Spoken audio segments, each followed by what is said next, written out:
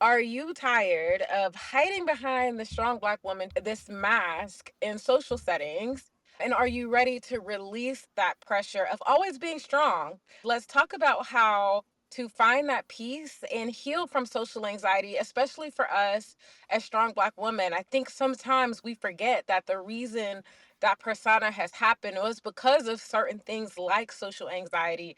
So I'm really excited to talk about this today and really break this down with Marissa Price because this whole video was inspired by a video that she did. It was called Why You Have Social Anxiety for Black Women Healing, Understanding Our Childhood Experiences. And I'm excited to get into all of those different contexts. So, welcome, Marissa. I'm so excited to have you Hi. here. Yes, thank you for having me. I appreciate you. Yes. My sincere pleasure because I love what you do on your channel talking about healing and all of these different things. And when I saw you did this video, I was like, "Oh my gosh, I've never really even thought about the idea of social anxiety, but I immediately could relate to how it would affect me and people who struggle with some of the things that I struggle as, like that over responsibility, feeling like I have to be on all the time and all of those things." So I'm excited to talk about it from that context. So with that being said, I want to jump in with this question. Have When you think about, your own personal experience with social anxiety, and when I say that word like strong Black woman, like what comes up for you? Like, do you connect to that? How does it feel for you? Yeah, so my experience with social anxiety it started really early on. Mhm. I think it was the environments that I was in, being a black girl raised in like mostly all white environments for most of my life. I stuck out everywhere that I went. And so that brings a certain level of social anxiety, right? When you're just trying, especially in like middle school, which is when it was really exacerbated. Yeah. During the times when we really just want to like fit in with everyone else, it's like I stood out. And so having to like lean into my individuality Mm, has been helpful in me healing from that, and how it connects to the strong black woman trope. I think just like powering through, right? mm, Powering through these feelings that may pop up of feeling like you don't belong, mm. of kind of like the physical sensations, even of social anxiety. Like I know that I feel it in my chest Yeah. often when I'm in a place it's like I don't feel comfortable, and I'm very sensitive too, so I can pick up on like the vibes in a room. Yeah. And I think that also stems from my childhood experiences, right? Being able to like pick up on people's energy. Yeah. But Yeah. with that messaging that we receive, that it's just like we don't have any space to like say, I can't do this today. I can't do this activity. I can't do this gathering, this event, right? I'm like tapped out. We receive the messaging that we just have to push through and Yeah. put on the mask and pretend like everything's okay when inside we're really like suffering if you have social anxiety. Yeah. Gosh, I relate to that so deeply. And I didn't, I think it was this place where I was like, I don't even know. I, I don't even think I knew that I couldn't say that I could say I can't do this, like, and I think that Hmm. lends so deeply to like a lot of us don't feel like we're strong because we have to. Like, a lot of times this strength comes because of things like social anxiety, because we haven't been given or shown another way to handle it. So I just really relate to that. So that expectation of like always being resilient, to always have it together. Hmm. I know when you did your video with your live stream, you guys talked about like how that has shown up in social settings. So like what has that looked like for you as you've been traversing those, and like how you continue to try to heal yourself but still in those situations where it's still happening? Because it hasn't stopped, right? Like, No, definitely hasn't stopped. No, I think it shows up in like feeling like I don't belong, mm, right? So again, like in me understanding, even like talking about toxic workplaces, like how mhm, closely it mirrors my childhood experiences, yeah, and just realizing that we're just big kids at the end of the day. We're just mm, like in grown bodies, but like yeah, we still have all the experiences in childhood that we carry with us. yeah, So yeah, feeling like I don't belong, feeling like I have to like put on a mask or like shrink myself or like yeah, pretend to be someone that I'm not in order to gain mhm, like social acceptance yeah, a lot. yeah, Um And yeah, the physical sensations, chest tightness, heart palpitations sometimes when I've had really bad social anxiety. Ugh. Because one of the physical manifestations for me is migraines. When I'm Mm, in an environment where that, like, just the wave of fear comes over me in social settings, I will likely like get a migraine like a few hours later because uh, that's my body's response to stress. So just being able to like affirm to myself, like, you belong here, you belong in any space that you enter. And if the vibe is off, now that I'm an adult, I can exit stage left, mm, right? That's like mm, something I've had to repeat to myself. I yeah. can take myself out of these environments now. I don't have to stay as I once had to as a kid. And it's like really Mm, reprogramming your mind with yeah. that and building new neural pathways. You can leave. You have Yeah. autonomy. You're an adult. And if a situation is stressful or like provoking feelings of social anxiety, take yourself out of that and go to a Yeah. different environment. Yeah. Yeah.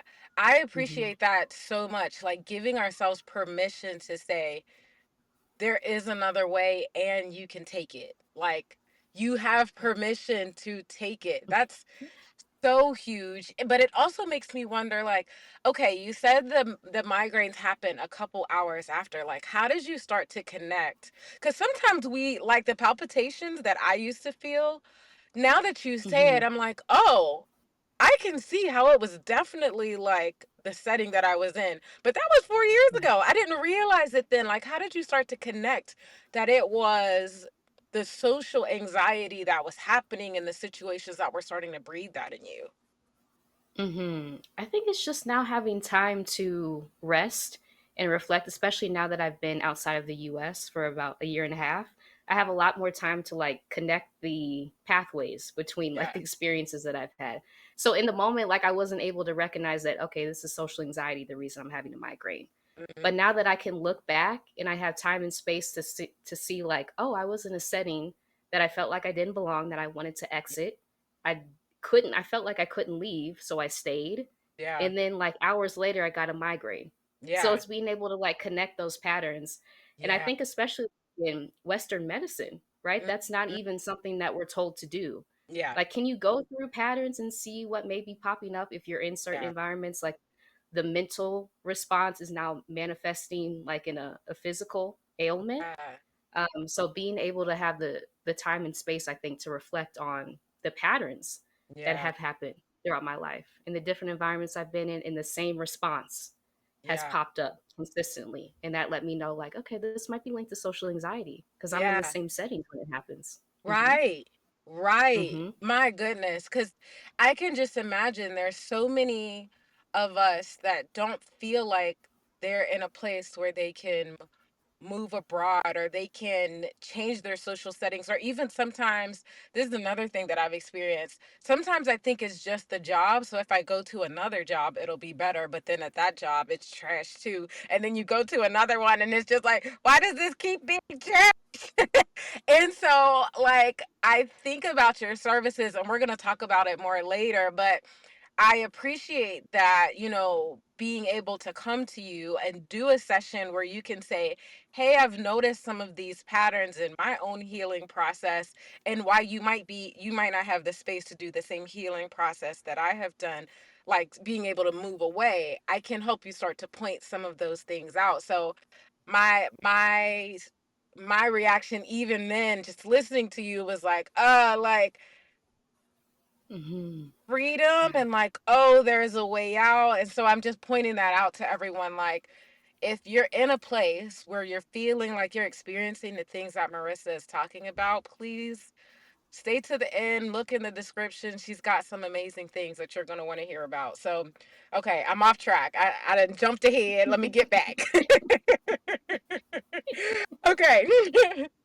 So I think another part of it is that so many of us as Black women don't feel like because we don't feel safe, because we feel the anxiety, like trying to be open hearted, trying to be vulnerable is like, you want me to make more space for me to get like, do you really think that I want to open myself up to pain more? Right. Like, how do we continue to make space for that softness, that soft life, the femininity? Because otherwise it's so easy to like push back into our masculine, because that's protection.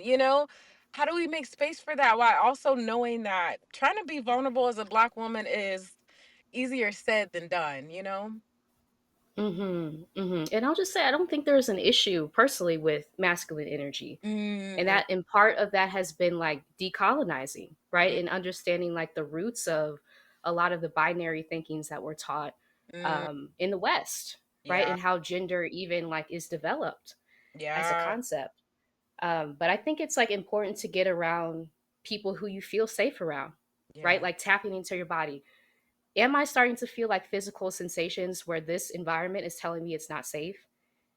In that moment, can I take myself out of this environment, Mm-hmm, right? Or understanding the places where you do feel safe and mm, keeping a list of those things for yourself so yeah, that you know these are the types of environments where I thrive and I feel safe and I feel like I can share what's on my heart. yeah, These are the people, environments I don't feel safe. And therefore, I have to show up differently to protect mm-hmm, myself because self preservation is really the key at the yeah, end of the day. yeah.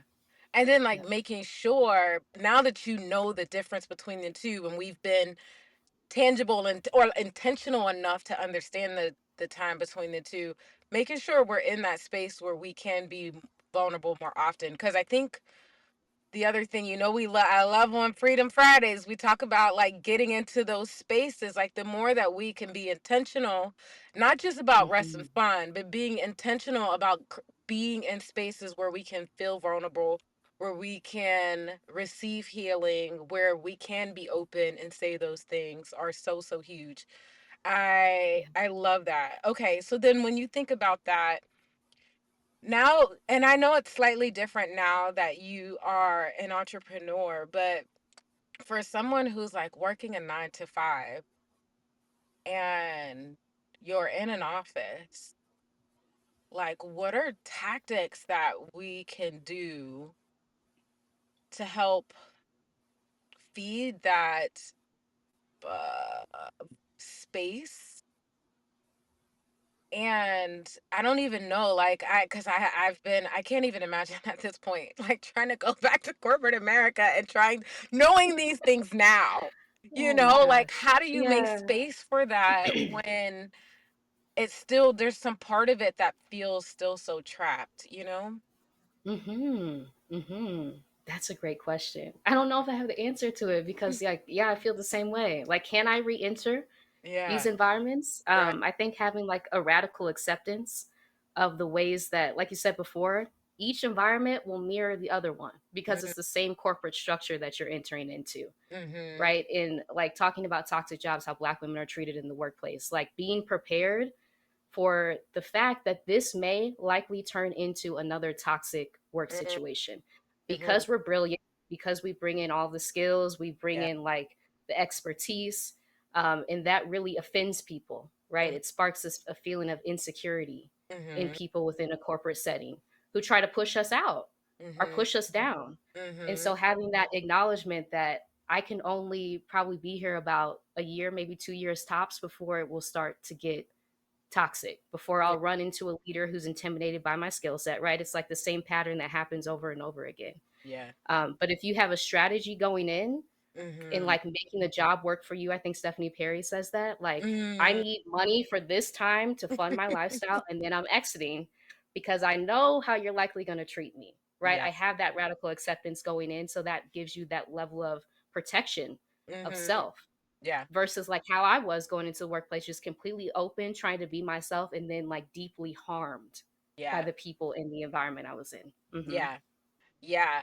And that have going into it with a strategy, with a mindset, with an understanding of what to expect can not only protect us, not only protect us from the outside people, but protect our heart as like I don't have to try to give people this part of me.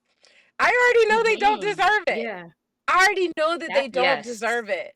So save that for the people who do. You don't have to show up that way. And because you don't have to show up that way, that means I need to make space to have spaces outside of that space where I am regularly where I can go and be vulnerable, you know, and having that strategy. I love that you said that. Having that strategy is so, so, so important. Gosh, I need to remind myself for if I decide to go back into a corporate position Yeah, me because it's too. huge. Mhm. It's huge. And Yeah. I know for us as entrepreneurs, that's something that we want to get away from.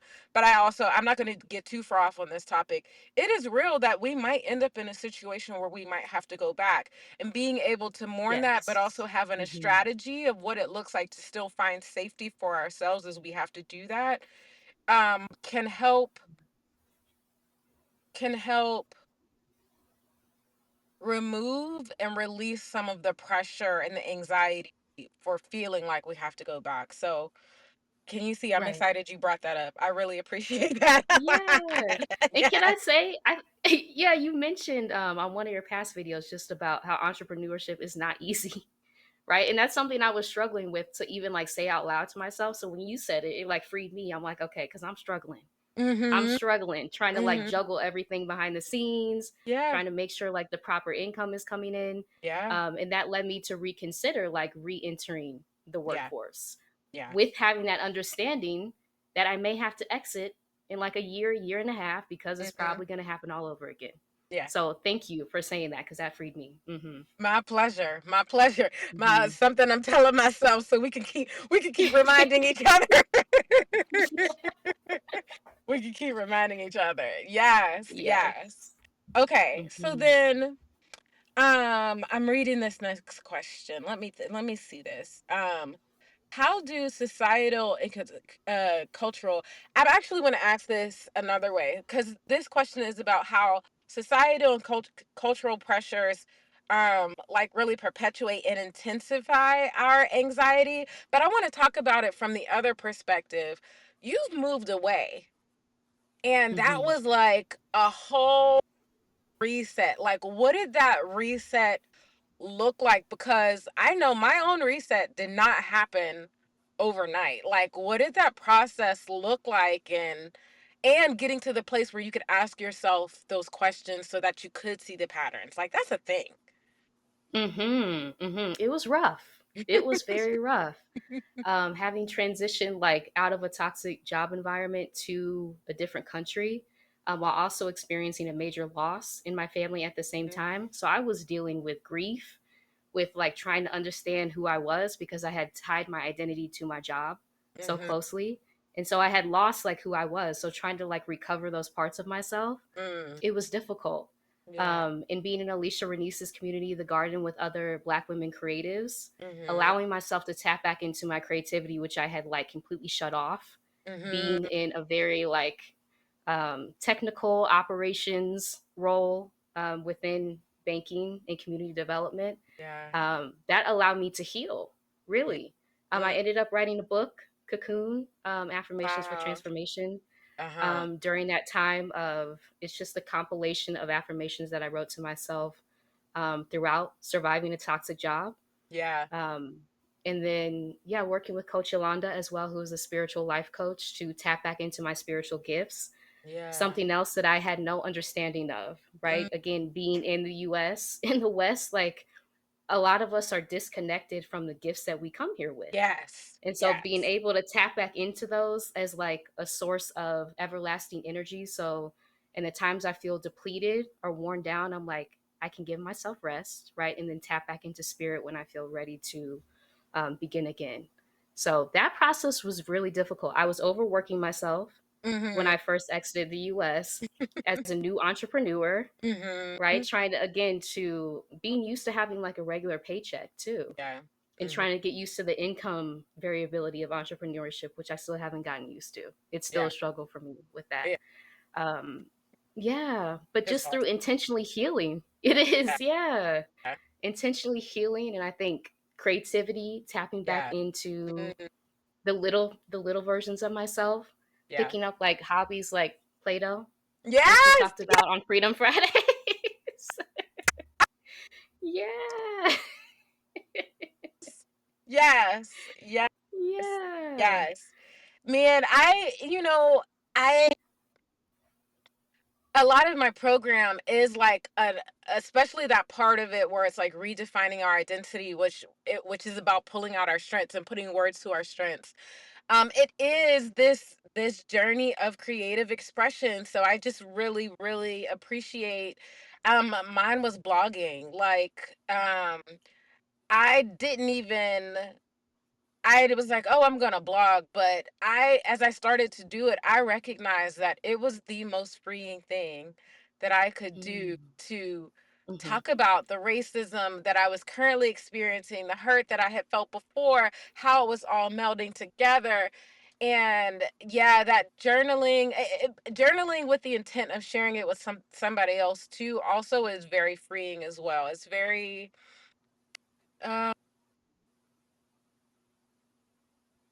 I don't know the word for it, but it's something about it that's definitely a healing process. And I Mhm. can totally see how that, and like you said, I don't want to over romanticize it because it was also No. like a lot of that stuff came up like I was in crappy hard situations and I'm probably bawling my eyes out, but there's this part of writing it out that created this exhale. That's the word, like this exhale Mhm.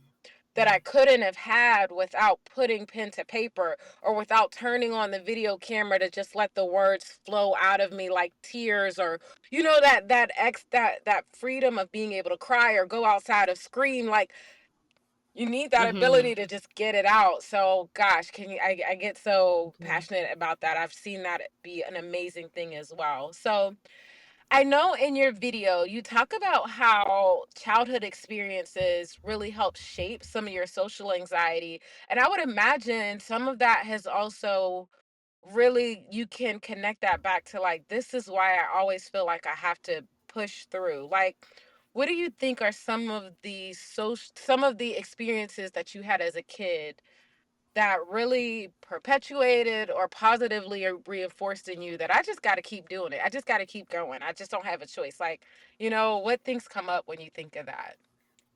School. Mm, School is the first thing that like immediately pops to mind. Yeah.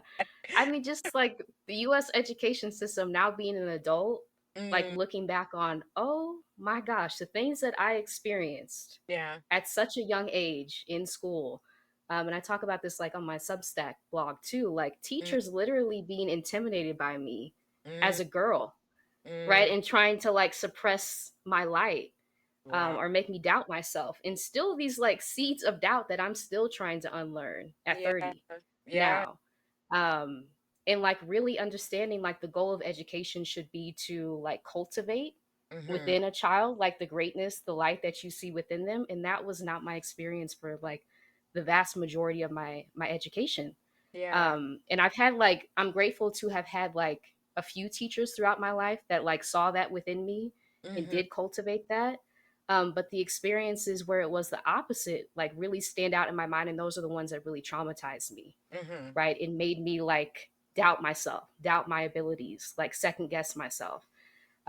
I've had teachers like bully me, Mm, right? And just like, and this is commonplace in the US education system. Like my story is like so many other people's stories. yeah. And just like trying to understand like what are we subjecting kids to Mm, day after day. mm, And I did a video on my channel about being a black girl in white schools, right? And understanding like what literally are we being exposed to day after day during our most formative years yeah. when we're trying to develop a sense of self, of Yeah. who we are, of self-confidence, and every Yeah. day we come in and it's broken down little by little, and then Yeah. you want us to be like fully formed adults. Like that's not how that works. So yeah, school is really the thing that stands out to me. Yeah. Hmm. Yeah. You make me, and so I was lucky in that like all the way through high school I was in an all black school, but I remember I chose my college, and this is crazy to have to think about this at 16 and 17 years old, but I was like, I am going to be in a predominantly white world. I probably should start figuring out how I'm going to navigate this. And I remember going to a PWI. Now, sometimes I wish I would have gone ahead to a HBCU, but I also know that the reason I did go to a PWI was because HBCUs didn't have my major. That's a whole different topic. But I remember Mhm. going into the this college. I didn't think about it until you just brought it up.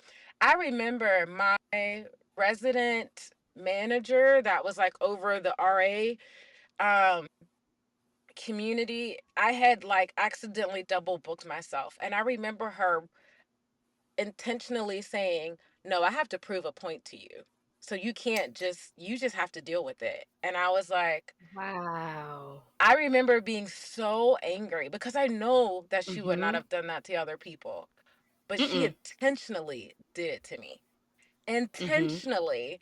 And I don't think I Right. connected it to some of the things that it was definitely connected it to, but I definitely remember the pain. And um, Right. I'm sure that that's one of those situations that made me say, I will never, you know, Mhm. we could start creating those absolute statements, and absolute statements are very scary because we can back our own selves into a box in a corner like that. But never want to be in that situation again. And it was probably, I'm sure it's one of those things that pushed me to feel like I will always be able to show up. I will never have someone talk to me like that again. I will, you know what I mean? And Right. all because someone decided that they needed to prove a point Mhm. with me, not Mhm. because it was actually wrong, because I actually tried to fix the problem before it really became a problem, but still you tried to punish me. Man, Right. man. Mhm. And we have so many Mhm. of those situations happen to us. It's man. So Yes. then when you know we think about those and how it makes us it's that making us try to fit in, you know. Mhm. It is. It is And calling really, us out. and like stuffing us in. You're going to be in this box. Like That's that's pretty true. much what it is. Mhm. I'm putting you Mhm. in this box and I'm not giving you any other space to be anything or anywhere else. Yep.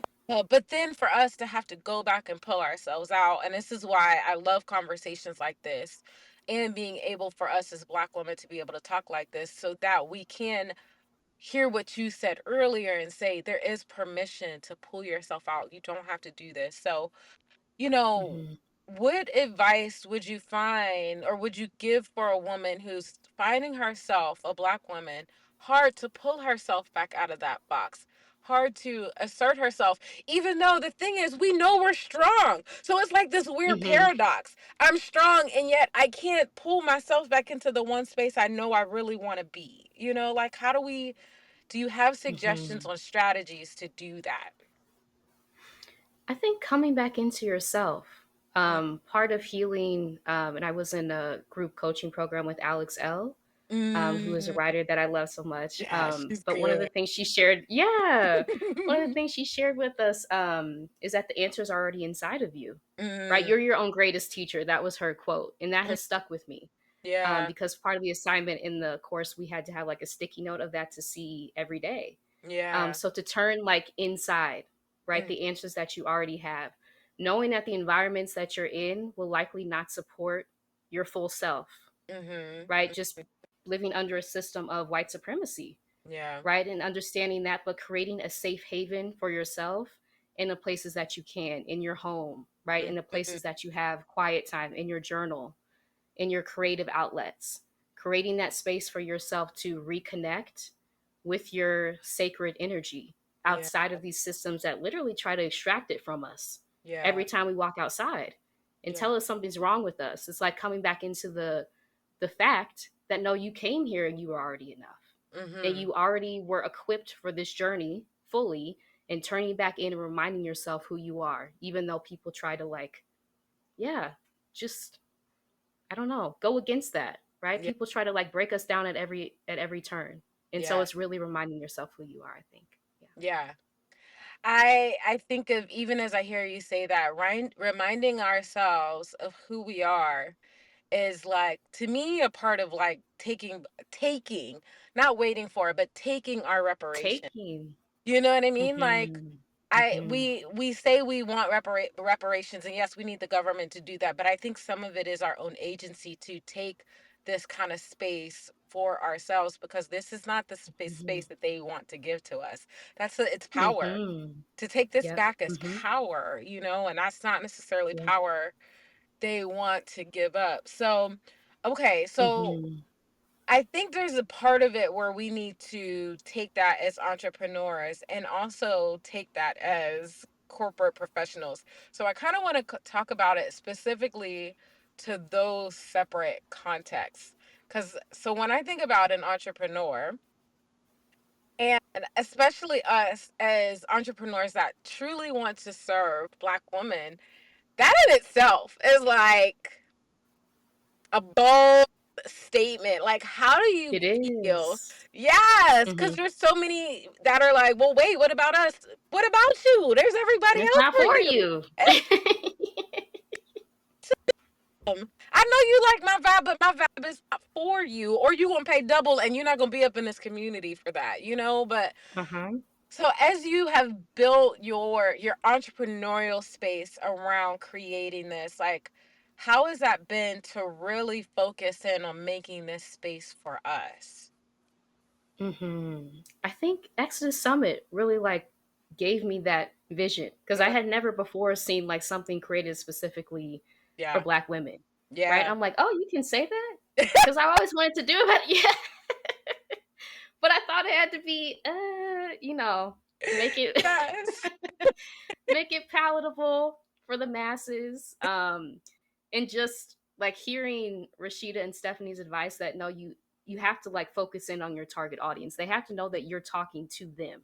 It yeah, can't just be for everyone, or else they won't know that the message is for them. mm-hmm, So it's really been an intentional space of bringing in intersectionality in mm, our experiences and yeah, being bold when I say stuff on my channel, right? And making it clear that this space is for Black women and yeah, femmes. Visitors are welcome, mm-hmm, right? If you learn mm-hmm, something cool, but please know that you're a guest in this yes, space. And I mm-hmm. can press the block button at any time, right? It's like yes, taking that power back. Like you said, Yeah, taking back the power. your voice got a little deep when you're like, and I will block you if I need to. Yeah. Yes, let's be Because I've real had to do clear. that. Yes. Yes, yes, Yeah, yes, because it's important. It's it important is. that we have a safe space, Yeah, which is what I try to create on my channel, like a safe space to share honestly and transparently what we've been through to help us heal. Because I yeah, know that helps me heal when I'm just like real about what I've been through, yeah, and then other people to learn from what we've experienced, because that's yeah. also been a major source of healing for me. Mm, Hearing Black women, especially on YouTube, sharing like this is what I went through, right? yeah, This is the raw version of it, yeah, and I made it out. So yeah, you can too. Like that provided me yeah, like hope in really dark moments. And so I'm intentionally creating a space for us, by us, to share our stories authentically on yeah, YouTube. Yeah. yeah. To bring that hope. Yes, yes, yes, Hmm. yes, yes. Yes. Did I Yeah. say yes enough? Let me say it one more time. Yes, yes, yes. Okay. So do you still feel times, and this is one of those questions where I'm like, I think it's also important to kind of normalize the journey of this. So do you still feel times where you feel like you have to put that mask on, take it back off, and how does that affect you to have to do that navigation of something like that? Yes, I definitely still feel that. I think it's having the awareness now that I didn't have before that I'm putting on the mask Mm, mm, versus it just being like in survival mode and not really having an understanding and feeling like, oh my gosh, all these aspects of myself that I'm cutting off to try to fit into this environment mm-hmm, versus realizing when I step into this environment, I may have to put this on to protect myself, right? mm-hmm, But when I leave, I'm also aware that I'm taking it off because mm, this is not who I am. yeah, And so having that awareness has been key, I think, to yeah, being able to navigate different situations when I do have to step into hostile environments that do not allow me to be my full self. yeah, Having the awareness that I am not showing up authentically as myself yeah, to survive, giving yeah, myself compassion. And yeah, then when I leave, I'm going straight back to myself. yeah, So yeah. having that awareness. Yeah. Hmm. I'm going straight back to myself. And I appreciate how Mhm. you said that because, again, thinking back, we talked a bit about how uh, entrepreneur navigates that because we have a little bit more agency. But I can imagine as someone who's in corporate America, like this is where that skill of being able to have the awareness um is going to be super important so that you don't have to feel like that mask is glued to your face. Like you can take it off, Oh, yes. you That's know, so important. you Yes. know, Uh-huh.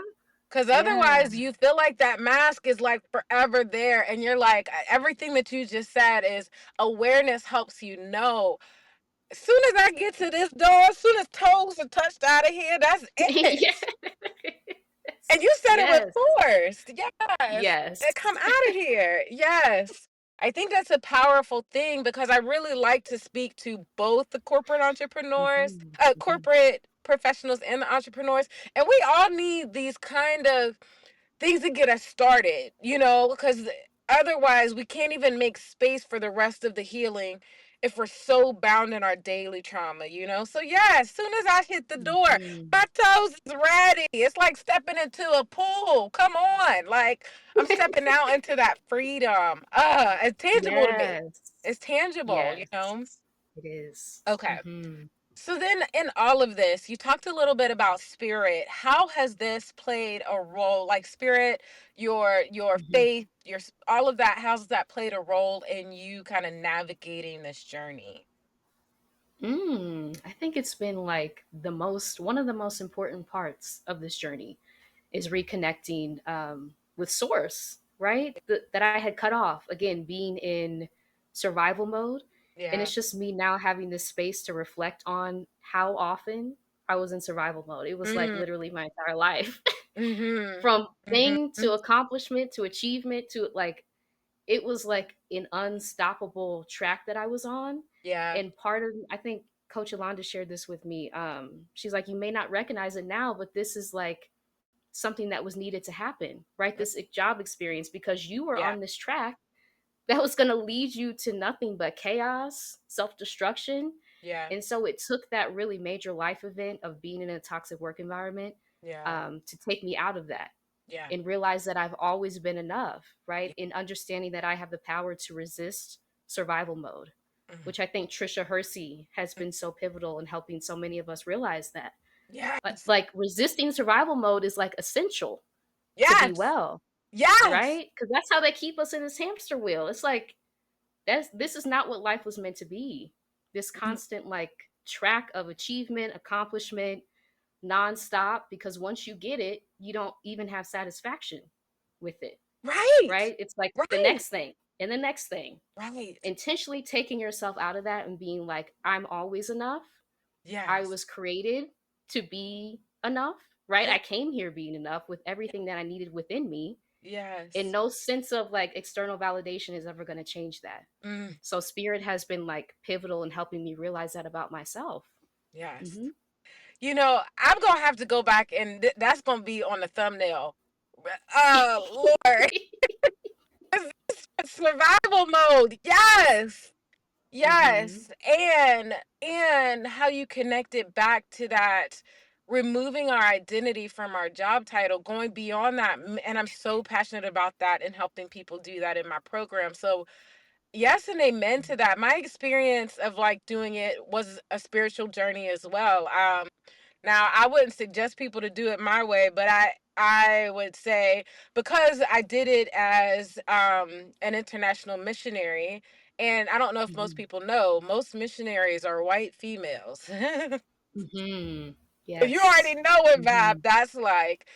And Yes. uh, so it I had just as much culture shock, but it was similar to how you said it was such a traumatic experience that it took off all all the things that made me be like, Mm. oh, I got to process all of this because Mhm. it brought everything to the forefront where I had to deal with it. And um Wow.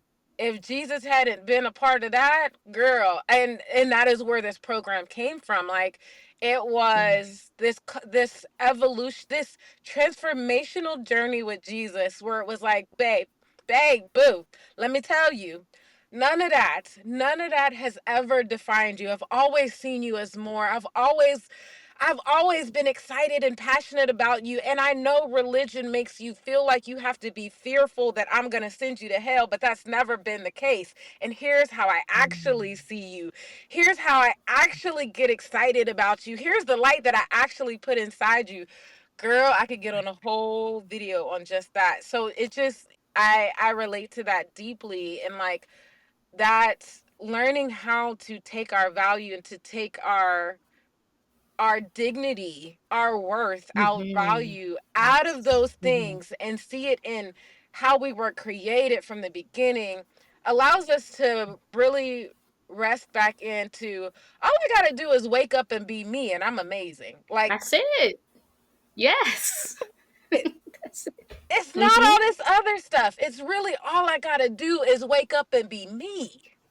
Mhm. And when we 100%. really get that, it's so freeing, so freeing. Mhm. Yes, Mhm. And yes. something, can I just say, like, something that you said about, like, bringing it to the surface? Mm-hmm. That's what I felt too, right? Everything that had been bubbling, like, that was causing me, like I talk about my channel, to overachieve, to seek Mm-hmm. out external validation all the time, like, that really came to the surface in that job Yeah. that I was in, Yeah. right? When it all fell apart, I'm like, "Oh, Mhm. this is what has been happening all the time." Yeah. So those wounds came to the Yeah. surface and allowed me to really see them, and Yeah. then to start the healing process, which has not been easy at all. Yeah. But it's necessary, right, Yeah. to get to the next phase of life and spiritual growth, to Yeah. be able to recognize those wounds. Yeah. Yeah. Yes. Yes. Yeah. Yes. And like you Hmm. said, it's not easy, but I think we do so many things that are not easy anyway. This is one of the not easy things that finally get us to what we actually want, so that's what makes it worth it. Because we do a lot Yeah. of things that are Hmm. hard that pull us down more. But this is one of those things Yes. that are hard that actually build us up, that allow us to bloom, that allow us to actually come full circle to fruition. So yeah, it's hard. And nobody is telling y'all it's not hard.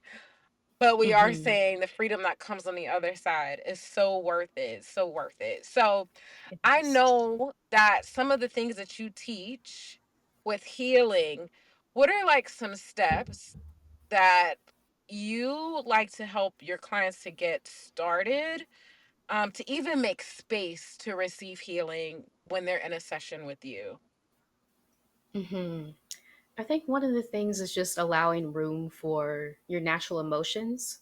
I Mm, know that anger, especially as Black women, is something we have to, like, constantly suppress day after day. mm-hmm. And so I really work with my clients to be able to be like, no, you can be angry about that, because I'm angry just hearing what you went through. Yeah, Right. So being yeah, able to, like, reflect yeah, that back, like, mm-hmm. no, that's angry.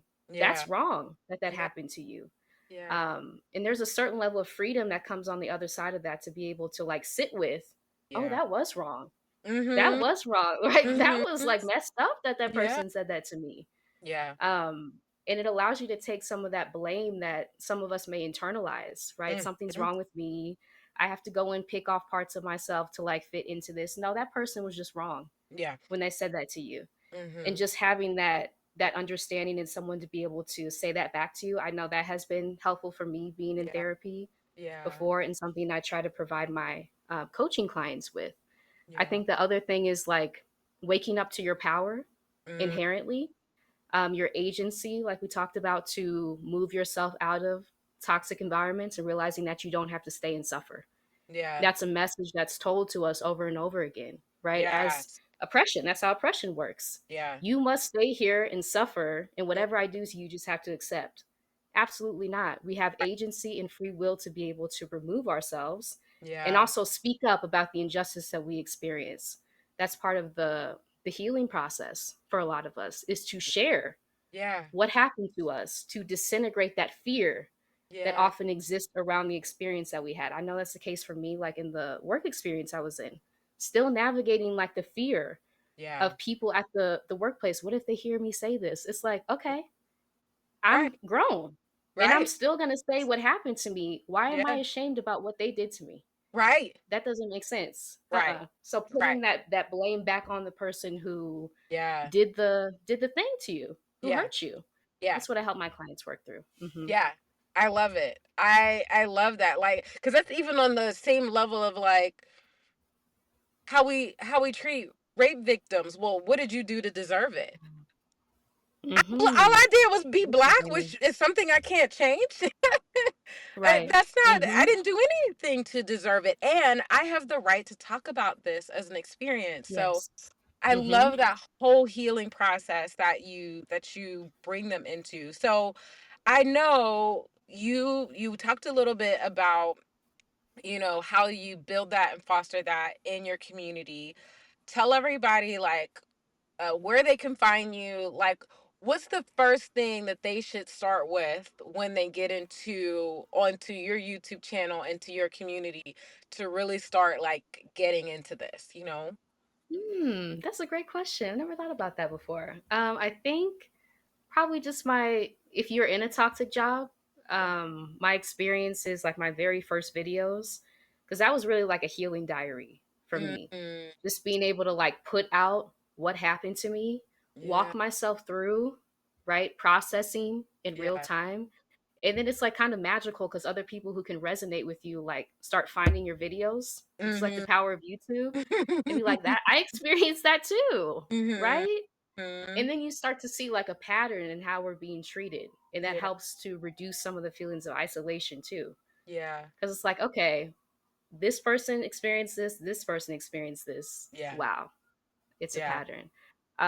So yeah, some of my earlier videos I would recommend to watch. Some of my newer ones that I've been doing recently on like social anxiety, healing from overachieving, as I'm kind of going into like probing my childhood experiences and understanding how they led me and Yeah. primed me into a lot of these job experiences, school experiences that I was in, may be helpful as well. I'm also hosting a masterclass, a second part of the masterclass with Dr. Kamani coming up.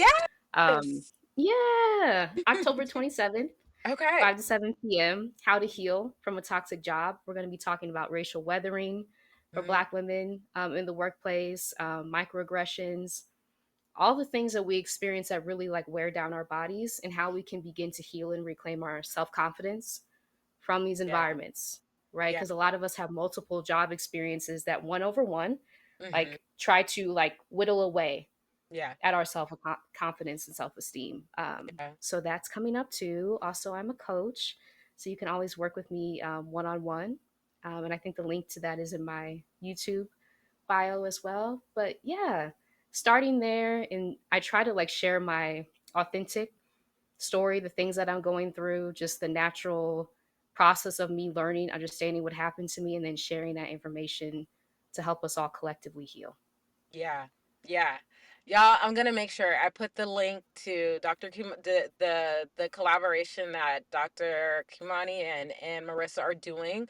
I'll make sure I put that in here. I make sure that I will put the links to her channel. Listen, I'm gonna give you all her details, so make sure you go and click on them. Okay. I didn't already told you once. Let me tell you again. Go ahead and click on them. Okay. Get connected with Marissa.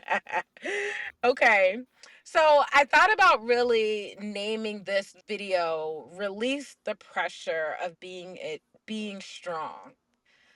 When you Mm. hear that, Mhm. like what comes to mind for you? Release the pressure to be strong. Hmm. Kind of like exhale, because a Mm, lot of us go through day to day just holding our breath. I know that's the case for me. Yes. my gosh. Day Yes. after day, right? And I'll be Yeah. checking in with myself, like, why am I feeling like a headache coming on? Like, oh, yeah, I'm not breathing, right? So just being able to Cuz my brain take is in not. oxygen, that could be why. That could be why. Just allowing yourself, right, to take in Yeah. oxygen, to release the Yeah. pressure by exhaling and then Yeah. inhaling, and then doing that for like a series of deep breaths, checking in with yourself, Mhm. telling yourself over and over again who you are, no Yeah. matter what other people try Mm. to tell you who you Mm. are, who you should be. You come here knowing who you are.